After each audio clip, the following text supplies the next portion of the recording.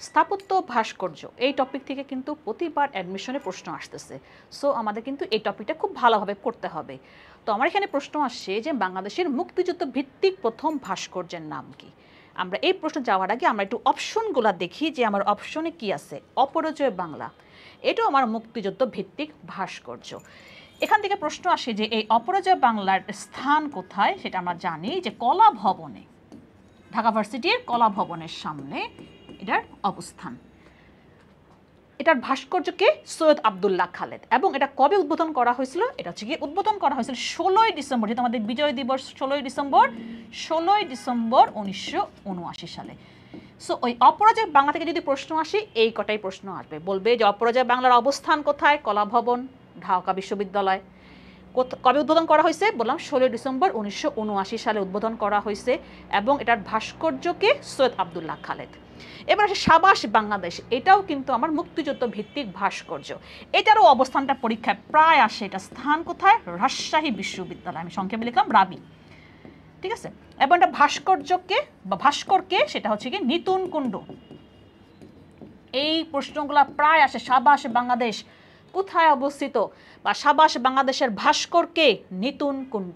তার মানে এটাও কিন্তু একটা ইম্পর্টেন্ট একটা কিন্তু প্রশ্ন, যেটা পরীক্ষায় প্রায় আসে সাবাস বাংলাদেশ থেকে। এবার সে বিজয় 71, এটাও কিন্তু মুক্তিযুদ্ধ ভিত্তিক ভাস্কর্য। এটার স্থান কোথায়? এটার স্থান হচ্ছে কি, এটাও কিন্তু একটা বিশ্ববিদ্যালয়, বাংলাদেশ কৃষি বিশ্ববিদ্যালয়, বা আকৃবি লেখে শ্যামল চৌধুরী। ভাস্করকে বললাম শ্যামল চৌধুরী, ভাস্কর শ্যামল চৌধুরী। আমরা দেখতে পাচ্ছি যে প্রতিটাই কিন্তু আমার মুক্তিযুদ্ধ ভিত্তিক ভাস্কর্য। তারপর আসি জাগ্রত চৌরঙ্গি, এটার অবস্থান হচ্ছে গিয়ে জয়দেবপুর চৌরাস্তা বা গাজীপুর চৌরাস্তা বলি আমরা, গাজীপুর চৌরাস্তা। এবং এটার ভাস্করকে আব্দুর রাজ্জাক। তার মানে আমি বলতেছি যে আমাদের এই চারটা অপশনে কিন্তু চারটাই কিন্তু আমার মুক্তিযুদ্ধ ভিত্তিক ভাস্কর্য। এখন প্রশ্নটা কি আসছে? বাংলাদেশে মুক্তিযুদ্ধ ভিত্তিক প্রথম ভাস্কর্যের নাম কি? তাহলে কি হবে? আমাদের বাংলাদেশের মুক্তিযুদ্ধ ভিত্তিক প্রথম ভাস্কর্যের নাম হচ্ছে গিয়ে জাগ্রত চৌরঙ্গি। এটা নির্মাণ করা হয় 1973 সালে। তার মানে কি হবে অ্যান্সারটা? জাগ্রত চৌরঙ্গি। কবে বললাম? 1973 সালে নির্মাণ করা হয়।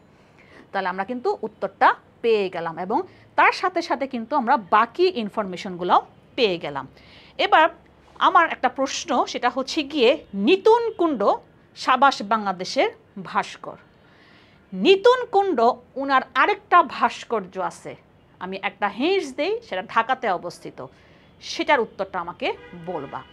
আরেকটা উত্তর বলবা, সেটা হচ্ছে কি টিএসসিতে আমরা একটা ভাস্কর্য দেখতে পাই, অনেকগুলা মূর্তি সামনে, টিএসসির সামনে। সেই ভাস্কর্যের নামটা কি হবে?